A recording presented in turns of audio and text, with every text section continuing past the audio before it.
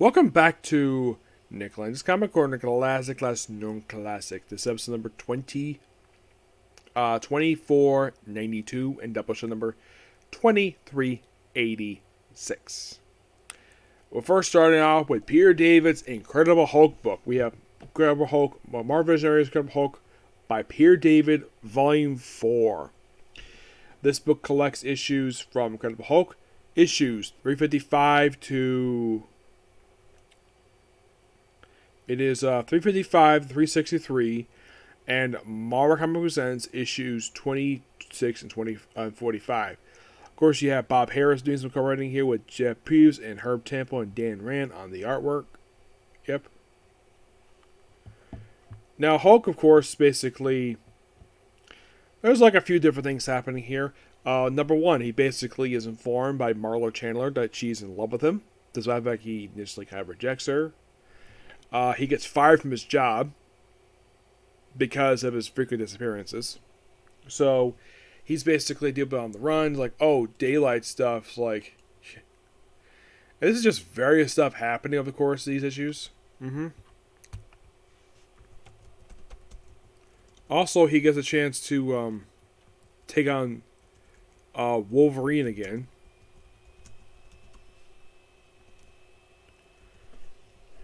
Yeah, you can take on Wolverine again. But mostly put, the character appears a lot in these issues is Gorian. Yeah. Yeah, this golden idiot. He pretty much appears a lot in these issues. Yeah, pretty much for issues 355 to basically 359. This is basically the issue he appears in. Here's the strange thing about this. After 59, he does not appear again in Generation X number 28. Appears in the one issue Avatar Covenant of the Shield.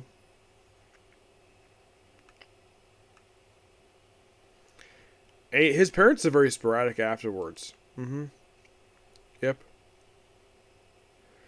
course, he has to deal with Santesh in these issues. Yes, an old Doctor Strange villain. Yeah, he has to deal with him for basically about a few issues, so 356 or 59.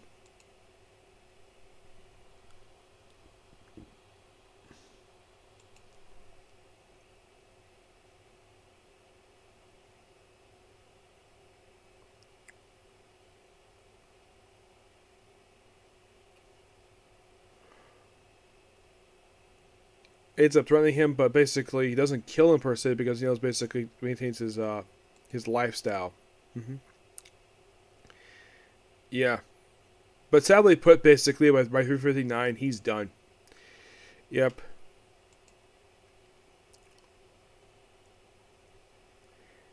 Yeah, pretty much in the way Hulk is kind of written out of this book. Well, he is anyways.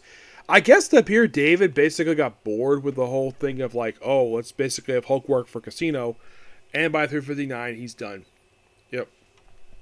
Oh, and the...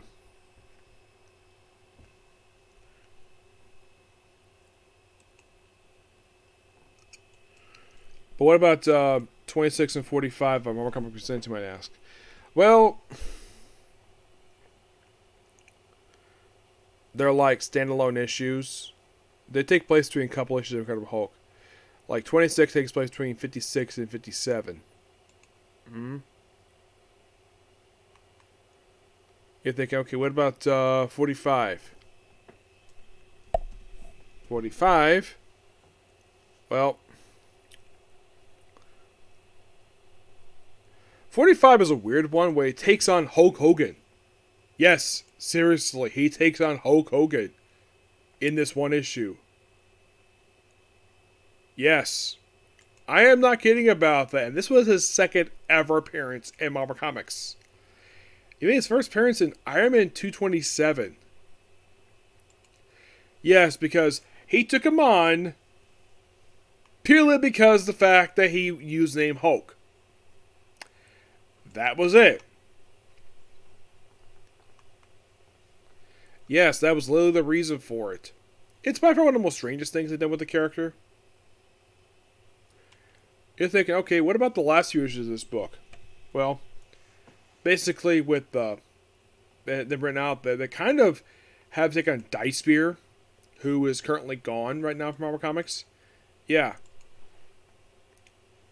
Yeah, he basically is here for like one issue.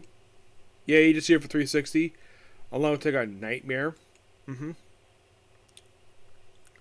Yeah, the Hulk basically taking on the MAGA with Iron Man. Mm-hmm.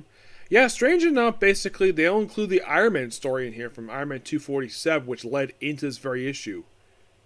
Thinking, that's kind of weird. Yeah, I'm not really sure exactly why they included it for, but they didn't. And yeah, then 362 has debut of the leader's brother, Philip Stearns, aka the Madman, who is currently deceased in comics. Yeah, Danny Way killed him off at the end of his first arc for Thunderbolts.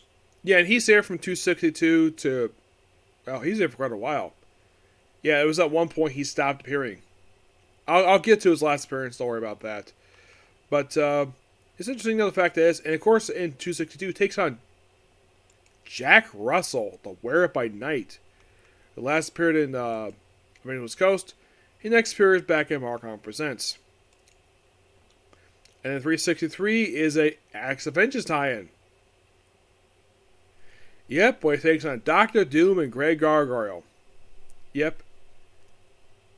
But these issues are really good. It's like basically at this point, it's like we're basically moving on from the Vegas stuff. That lasted for, I'd say, at least by a year in the book. And now we're moving away from that for some reason. I'm not sure exactly what was the reason why they had to move away from it, but if I get a chance to ask Peter David that, I probably will figure out exactly the reason why he decided to stop having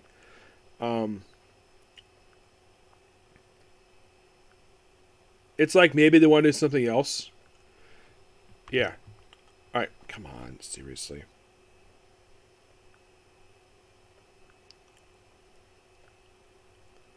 Come on. Thank you. Okay. Okay.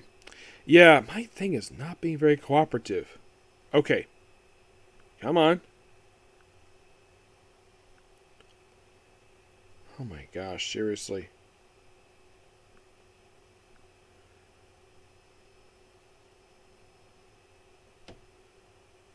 It's like this thing doesn't like me at all. There you go. Okay. We're next talking about X Factor Judgment War. Yeah, this is Epic Collection Volume 4. Get away.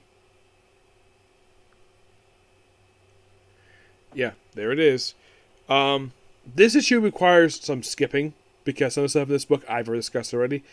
This book collects issues of X Factor, number 37 to 50, and number 4, along with Uncanny X-Men 242 to 243. Louis Simonson is the main writer for these issues, but also Chris Claremont, John Byrne, Karen Doyer, Rob Mitchell, Mark Greenwald, and Pierce Sanderson.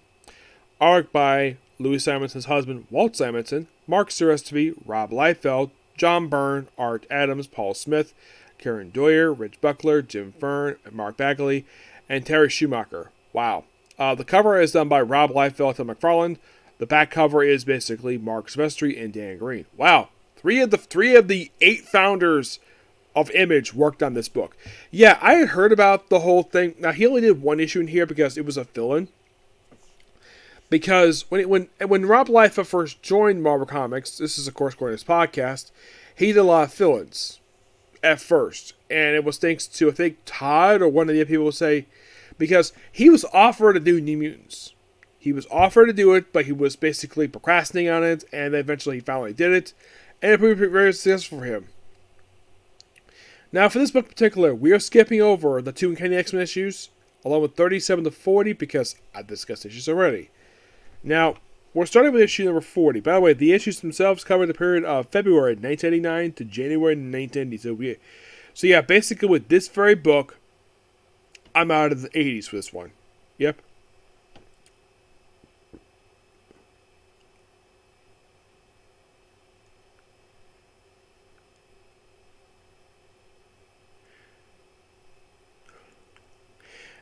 I don't think it's a bad thing Marvel included when they made this epic collection. They included the Uncanny X-Men issues because they crossed it with it, so why not?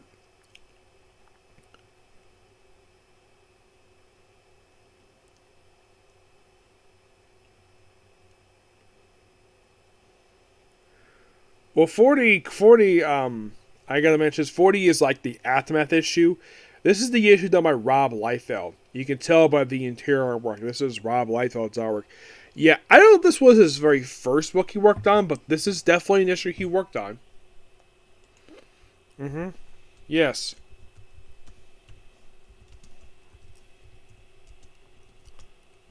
As far as I think this was his only issue he ever did.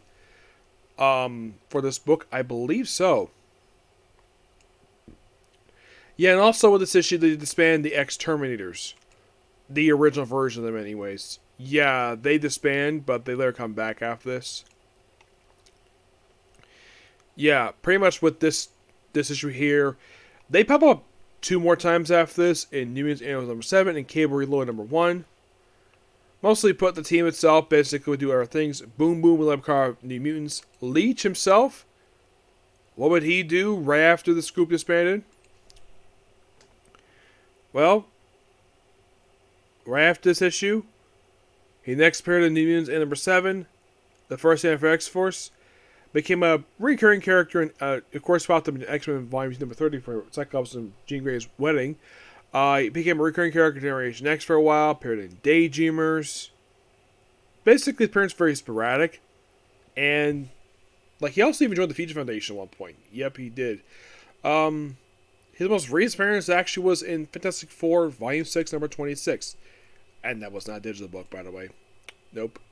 Rector is still very much around, though Peter David Adam is gay.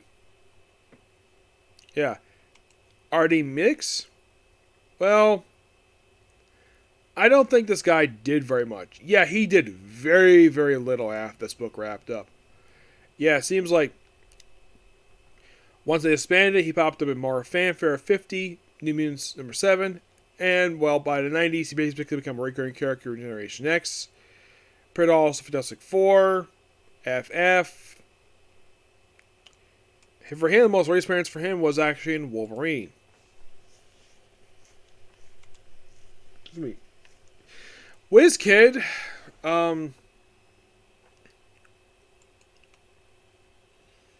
he, of course, didn't much prior to this one. Like, after, like, appearing in those Angels from the Mutants and X-Force, his next appearance was in New Avengers number 18. Appeared in a few issues of Avengers Academy, became part of the Sword book by Al Ewing. Currently, the most recent thing he appeared in was X-Men Red number 10. Yeah. So basically, these kids didn't do very much afterwards. Was this the first comic Rob Liefeld did at Marvel? No. No, he did not. The first comic he did artwork for, actually, this was the first one. Yeah, but all I expect of 40 is it's just an aftermath to Inferno. And, of course, X-Men Expand.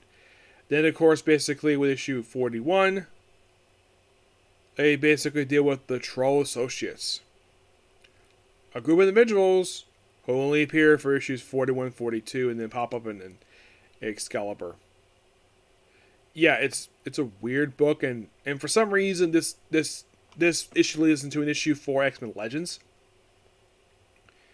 Yes, and 43 starts off a story known as the Judgment War. The Judgment War basically involves the X-Factor going to space in ship, and it's supposed to deal with the Celestials. It's a very interesting storyline. Yes, it is something. This storyline was 8 parts. It finally did conclude to issue 50, which was a tie-in to Axe Vengeance. Yes, seriously. They killed off a character known as the Chosen. He basically kind of died, but he never came back after this. Nope. Excuse me, there was a backup issue in this one, focused on Apocalypse. Mostly with Axe Vengeance, and that's pretty much it. Yeah.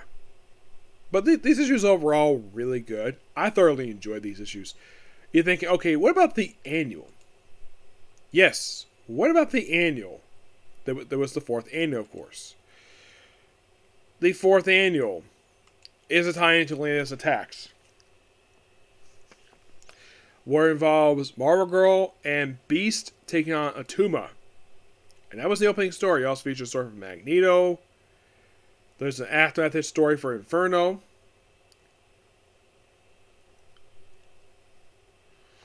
There's a storyline with the Saga Seven Crown stuff. It's like basically a bunch of his stories, but I found they ended up really good. Yeah, and John Byrne wrote the opening story. The second story is Ralph Macchio. Inferno Aftermath is by the late Mark Greenwald. And the final story is by Peter Sanderson. Yeah, this was the only thing in the book that is X Factor at this point, was not written by Louis Simonson. Yep. But yeah, this book, really good. I give this book roughly give it a 9.5 out of 10. Really good. Okay, so that's a particular view. For the original Carnation of X Factor, next time I'm talking about this, I'm talking about the rest of their time in the book, which will stop around issue 64. And I'll also discuss the two annuals. For Marvel Visionaries Hulk, I now have 4 more books left to go for that one, and then it's back to the Epic Collections until I finish this run. Because Volume 2 is almost done. It has 1 more set of issues left to go, and that's it. And that's going to be replaced with She-Hulk. But Incredible Hulk Volume 1, I don't know what I'm placing that with yet. But as for X Factor, this one, I don't know what I'm placing with yet. Once I finish X Factor, I don't know what series to place with. I'll find out at some point, okay? Thanks, you. Bye.